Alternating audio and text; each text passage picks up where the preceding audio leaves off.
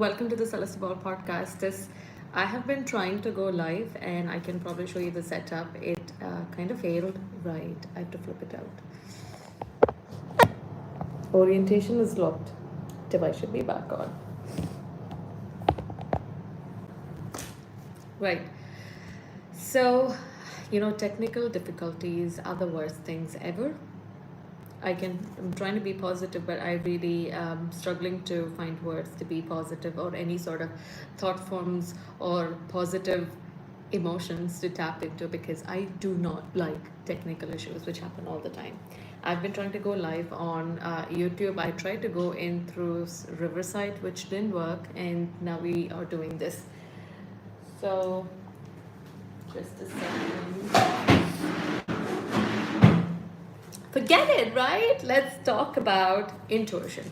So, the topic of today's life is intuition and how to tap into intuition.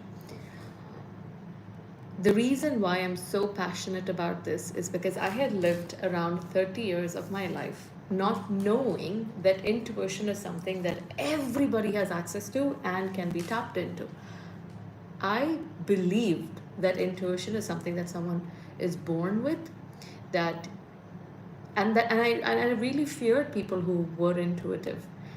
I also spent so many small decisions in my life with fear. Did I make the right choice? Am I supposed to do it? Logically, this doesn't make sense. So why am I doing this? Why am I feeling this way? I'm doing something wrong. And when I reached this point where after my spiritual awakening, everything, the world or the reality that I believed in did not exist anymore. Suddenly it shattered, and it was like I became like a newborn baby again. I had to start from scratch on why am I doing the things that I'm doing?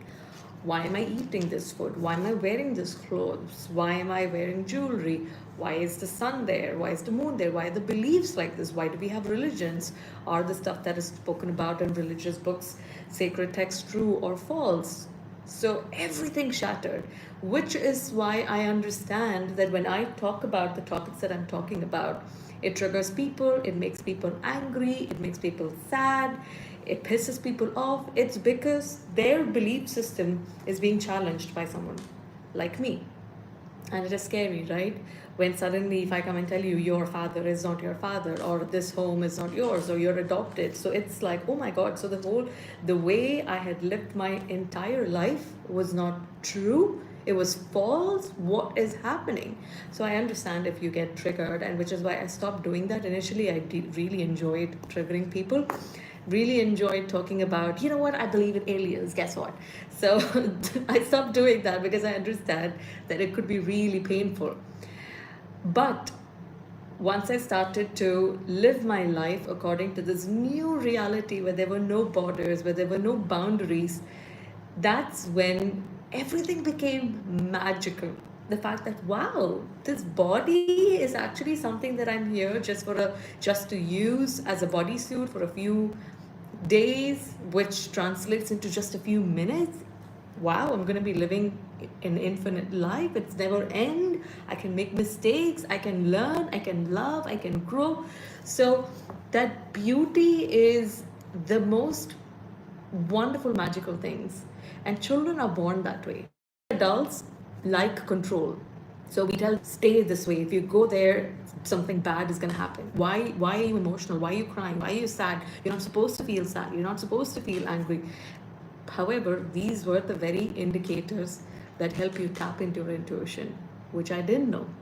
These were the very same emotions which were suppressed and which were not activated within me, because of which I had to constantly depend on what someone else says.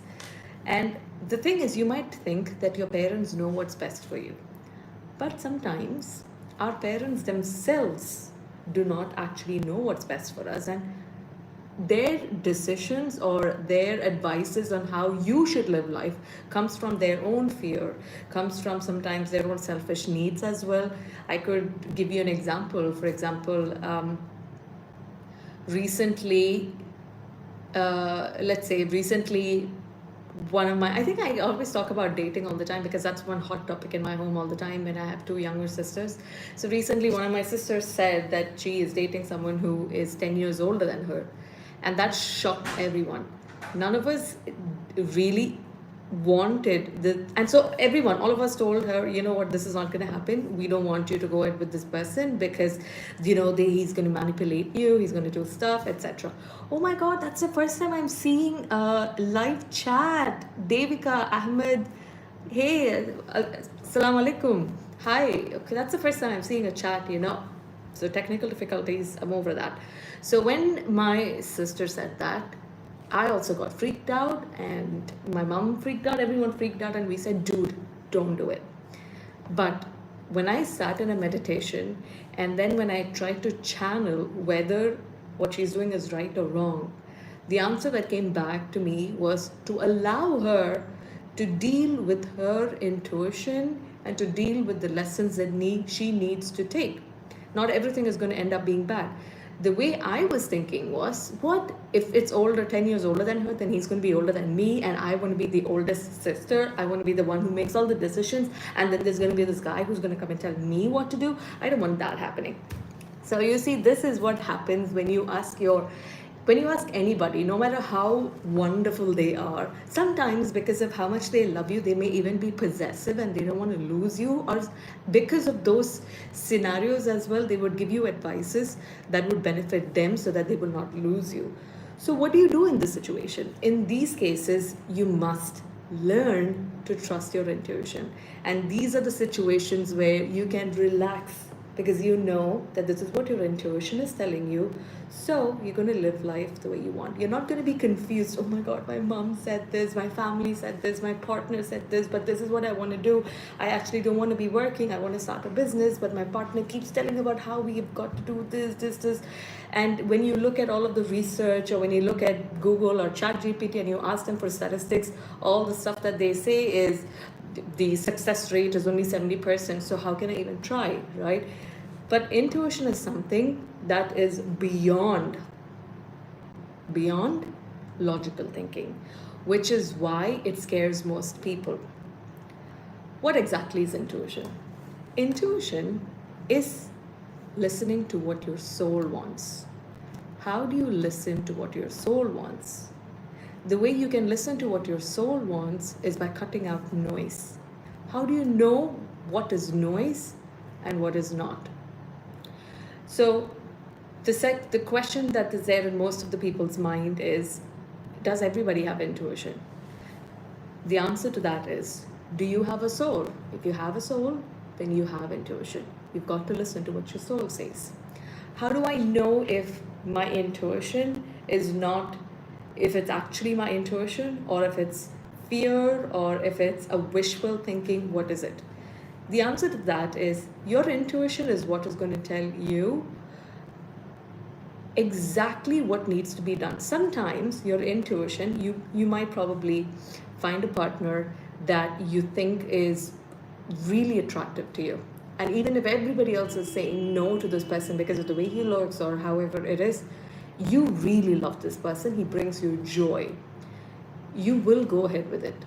Because attraction is when there are lessons that you've got to learn from someone else. Sometimes there are unhealed versions of you. Like, for example, one of the partner that I had dated was someone who was very intuitive. And I got really attracted to that intuition, although I didn't know at the time. And then when we started dating, that's when I got to know what intuition is, or how he would start to make decisions based on how he had the guts and the courage to take decisions even if everybody else around him said no to it.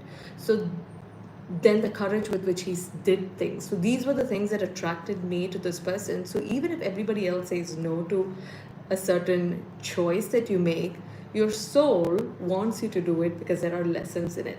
And even if the outcome that comes out of a certain situation may not be positive, there is still something that you would have taken out of it. How do you begin to tap into your intuition? The way it started for me was when back in 2023, I got exposed to channeled material and channelers like Matthias Stefano, Lee Harris, Lee Carroll, Daniel Scranton, etc. I was really fascinated by it. Abraham Hicks, etc. I was really fascinated by it, and I wanted to learn how to channel. And one of the things that they talk about, which allowed them to begin channeling, is automatic writing. Okay? Automatic writing and meditation. These are the main two techniques that would allow you to tap into your intuition. Meditation. Let's talk about meditation first. One of the things that scares people is I cannot sit in meditation. When I sit in meditation, there's a whole bunch of crappy thoughts that go to my head, and I try to stop it, but I'm not able to do it. Well, allow the thoughts to go through. Because when you sit in meditation, the first thing that comes up would be all the thoughts that is in your head. Sometimes that's the first time you'll get to know, oh wow, my back is actually paining. I should probably get that looked into. Oh, I haven't done that. Why did they say this in the morning? Why am I not doing that? Allow the thoughts to go through. But the trick is to watch the thoughts. Don't get attached or don't become the thoughts. Instead, be an observer and watch every thought that is going through your head. When you start doing that, you will realize the different kinds of thoughts that's going. After a while, you realize, wow, I actually think a lot of negative thoughts rather than the positive ones. Why am I thinking that way? Sometimes when you keep releasing all of the negative thoughts, then you would have nothing else left, and then the positive thoughts would come through. So that is the first thing. Allow those thoughts to come through. In fact, in one of the retreats by Osho, what he does is he would have the first few minutes or the first 2-3 days of his retreat allowing people to just cry. He says, cry for no reason, just sit and cry. So they would all just keep crying, find excuses to cry, and they would cry. When you release all of those emotions, a lot of the burden will get released from your body. So the gunk has already been moved out of the body. Then for the day 3 and day 4, he would tell them to all just sit and laugh for no reason. And they would all laugh for no reason. And then you again raise your vibration. So these are the techniques that happens. And then it is on day 5 and 6 where he then asks them to sit in a meditation. So when you sit in a meditation, whatever feelings are coming to your head, allow it to go through. Allow the joy, the sadness, the anger to flow through. Do not stop it. Consider everything like a thought in a bubble and just floating away. And watch those thoughts inside the bubble. Allow it to flow through. In case you're not able to do this, then what I did even before sitting in a meditation was starting to do guided meditations. Hey Mindy, how are you? So I started to do guided meditations, it started with Dr. Joe Dispenza's morning and evening meditation, which I found really brilliant. I try to do as often as possible. Most probably I would do the morning meditations, and evening meditations I would probably doze off, but I would try to do it as much as possible. He also has walking meditation, where you are walking and then you listen to his guided meditation where he talks and you listen to it. You also have different kinds of meditations from his website. If you go and do it, every single thing is really nice. You can even look up on YouTube for Dr. Joe Dispenza meditations, and you don't even have to buy the meditations. You can just stream it on YouTube. You could even go to Spotify and listen to it for free as well. So I started with guided meditations. For probably 2 or 3 years, I did guided meditations. And these guided meditations are quite easy as well, because you have guided meditations that last for 5 minutes or for 10 minutes or for 15 minutes, etc. So you know that, okay, I'm going to sit here and I'm just going to be out of the whole thing for just 15 minutes. 15 minutes, if the world is not going to come to an end, if I'm not there, I will take this 15 minutes for myself. So I would sit in a meditation and try to do that.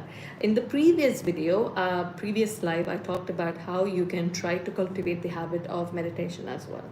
So once I started to do the guided meditation, I then got to a point where I did not want someone to guide my thoughts and tell me what I should think about.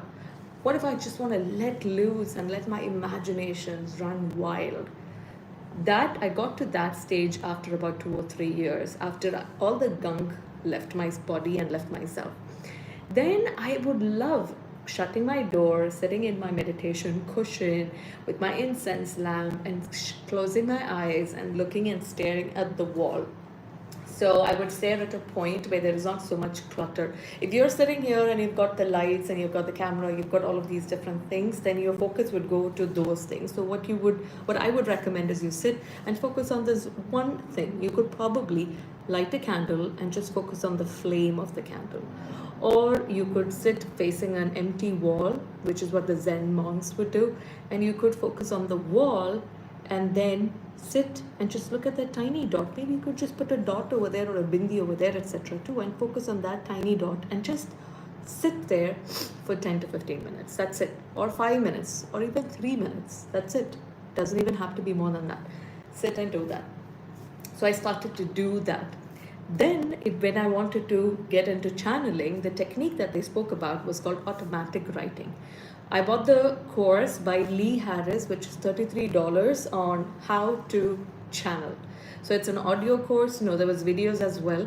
And it's a 10-minute meditation where what you do is you listen to one very expansive prompt.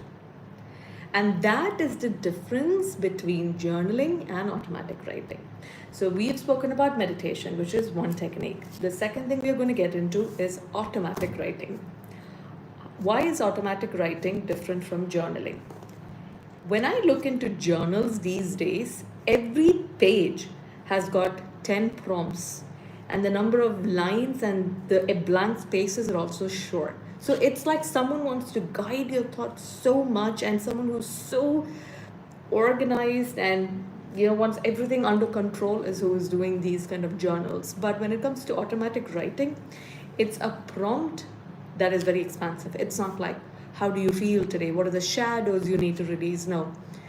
For Lee Harris, the prompt was, what does my soul want me to know today? And then it starts with a tuning fork sound, like a ding, and then it goes on for 10 minutes. And I just sit in there allowing that to flow through. And in fact, I think the frequency he uses, because he's also into frequencies and he's also a singer, so the frequency he uses immediately puts me into that state where I can just get into that state and allow my thoughts to go run wild, do whatever I want. So this is automatic writing. And when he says, okay, the question starts with, what does my soul want me to know today? And then what you do, you open your book and you start writing down the thoughts, the words, the images, the visuals, the sounds that's coming to your head. So it means that even if after you ask this question, what pops up is a blue turtle, you write down blue turtle. Or you're running on the beach naked, fine, write down running on the beach naked, and you start writing down. The trick is not to judge anything that is popping up in your head, and you write them down. You keep practicing it, right? You keep practicing it. And I continue doing this without really understanding how is this going to help me or not. But what happened is that when I started to keep doing this, I began to understand the subtle differences between energies. I would understand when I have come into that space where I am now connected to my soul. And I would get these messages which are so loving, which is something that has never happened to me before. Every time I am using my logical brain and trying something, the solution would always be very logical. This is the percentage of success rate. This is what Google said. This is what Einstein said. This is what the doctor said. But what does my soul want? What my soul wants is something that I will never be able to find out through Google or YouTube or ChatGPT, anything. What my soul wants has got to do with my soul growth and my soul journey, and no one on the planet or outside would know what my soul wants. Just my soul knows what my soul wants to experience. So allowing for the soul to speak through and for you to listen to that is the key to tapping into intuition. And what I notice with intuition or listening to it is that most of the times, or 100% of the times, no, let's say 90% of the times, the message that comes through would be very loving. Vanakkam Vishwa, very loving, very kind child. We love you. Nothing bad is going to happen. So if you know that the message that is coming through is loving and kind, it means you're tapping into your soul. Why is that the case? Because your soul knows that at the end of the day, everything is fine. But if you're sitting down and the messages that is coming through is fear-based, if you feel contracted, if you feel afraid, if you don't feel good about what is coming through, it means that it is not your soul speaking, it's still your logical brain speaking. It's like, I don't know why she said that, why she did that. She's definitely a mean girl. She definitely is jealous of me, or he really wants to see me lose and fail in life, etc. If any sort of that kind of talk is coming through, that is not your soul, that is your fear. Okay? And there's nothing to be afraid of. There's nothing to be afraid of, because at the end of the day, we are all going to go back to God and things will all be fine. So start practicing automatic writing, and when you keep doing that, you're going to start being able to listen to your or feel the subtle difference in energies. Once I started doing that over the course of 1 or 2 years, I now have become super sensitive to energies, that even if someone in front of me says, this is a very good marketing idea, within 1 month we are going to be able to smash it, you are going to make $100,000 doing that, and he would show these big graphs and all of these things, I would still be able to move past that and tap into his energy and understand whether he's lying or not, whether he has good intentions for me or not. The power of your intuition is next level, because once you do that, then no matter how much someone tries to cultivate fear in you by saying, I'll tell you a very recent example as well. Someone was telling me, I met someone who's psychic, and but someone psychic, however, this person had not dealt with the person's own trauma and healing work herself as well. So she was like, dude, okay, listen, you have to stop doing that. You need to stop it, or bad things are going to happen. Death is going to fall upon you. That is fear-based. So if I had listened to the first thing that came to my mind was, oh my God, if I don't do what she says, then if I don't pay for her 1 hour session and pay like 1,000 dirhams for a session, something bad is really going to happen. I have to get the session. I have to speak to her. I have to meet with her. I have to go and do that, etc. That is my ego talking. That is my mind talking. That is my fear talking. Because why? My soul knows whatever happens, at the end of the day, I'm going to go back and become a soul, and I'm still going to be next to God, or probably I will be God, whatever, etc. But everything is going to be fine. So I then had to come back home. I was feeling so just annoyed and not feeling good at all. And I sat in a meditation, I calmed down, and I started to channel. Okay. And before even getting into channel state, I had to release the things that were stuck to me. So I went into the shower, I played some music, I walked outside, and I calmed myself down, got out of the whole, intense thing, and then sat in a channeled meditation, and I asked my higher self, my soul, God, whoever, you can call whoever you want. If you're comfortable speaking to Krishna, Lord Krishna, you can say, Lord Krishna, what do you want to talk to me? And then start writing. Or you want to speak to Jesus, or you want to speak to Allah, you want to speak to your higher self, you want to speak to the earth, universe, it doesn't matter. Ask the question, because all these beings that we're talking about are anyway really positive and really good. And you trust them as well. So you put out this question, dear soul, dear Yashua, dear Jesus Christ, dear Lord Krishna, dear Ganapati, dear Allah, please tell me, what should I do? Sit in silence, open your book, start writing.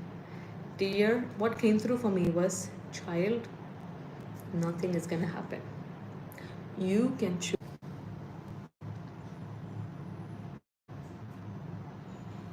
Oh, it's stuck. Hi, Saumya. Thank you so much, child. Thank you for coming and supporting the channel. Okay, yeah. So many technical issues, it's so annoying. Okay. I mean, what a beauty. Listen, you don't always have to be really positive as well. Sometimes shit happens, and yeah, technical difficulties are annoying, which is okay as well. Just let it go. Okay.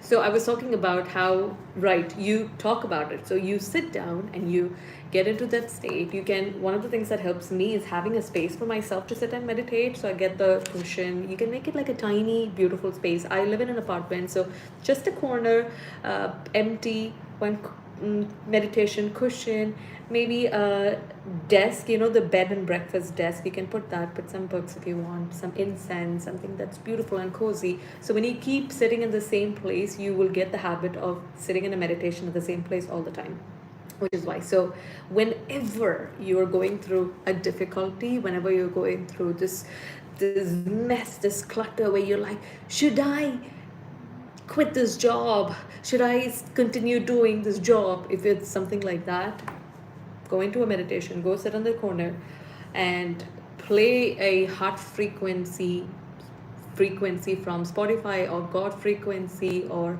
any calming songs, whichever you like. It doesn't really matter which frequency you're listening to. If the music that you're listening to makes you feel calm and nice, then just listen to it. That's all. Okay.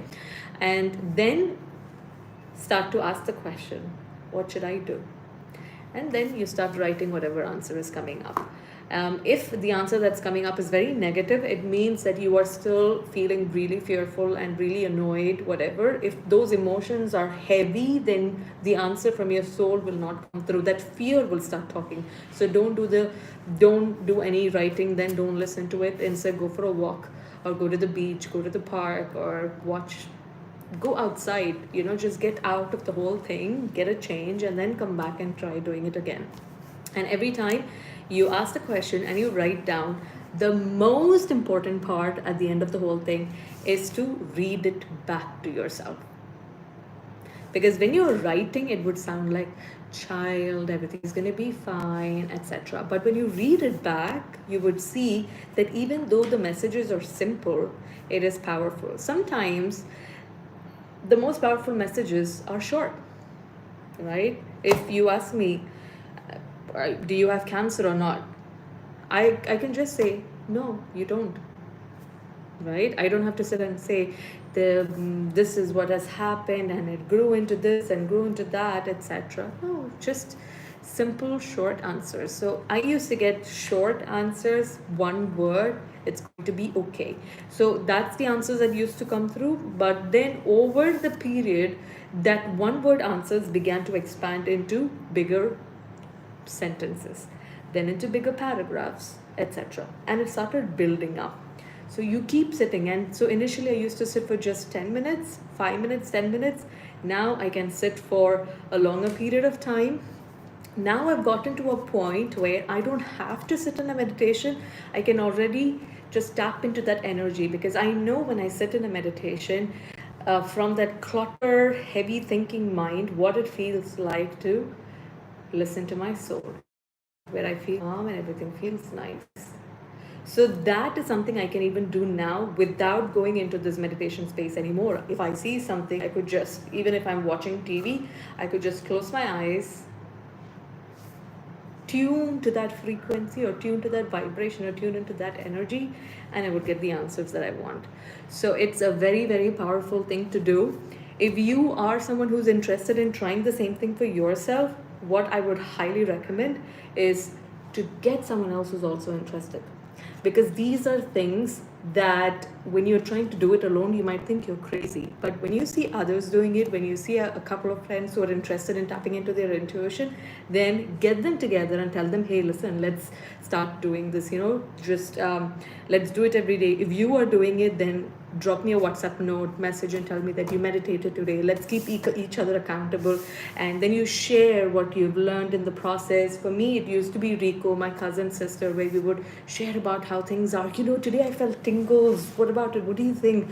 Today I felt ringing in my ears. Oh, what does it mean? So these are the kind of information that you share, the joy that you share. Everything is different. So start doing it. And if you need support, or if you have any doubts, please feel free to drop me a message. You can just, I don't know, can you send messages on YouTube? You can't, right? Okay, you can drop a comment under the same video and then ask me the questions that you have, or you can even go to my Instagram account, which is Tania Stanley, TANIASTANLY, and search me, drop me a DM, and let me know what you're going through. Share your experience with people, share your learnings. When you do that, you're going to come across so many more people. You will get the information that you're looking for, and it's going to be a beautiful, wonderful journey. Thank you so much, guys, for watching this YouTube live. Whoa, this is crazy. Technical difficulties suck. Sorry. Okay, thank you so much. I will speak to you again next month. I'm doing these live every month on synchronicity. So it's 7th July, 8th August, 9th September. And it's going to be at 5 o'clock in the evening all the time, because that's when my work gets over.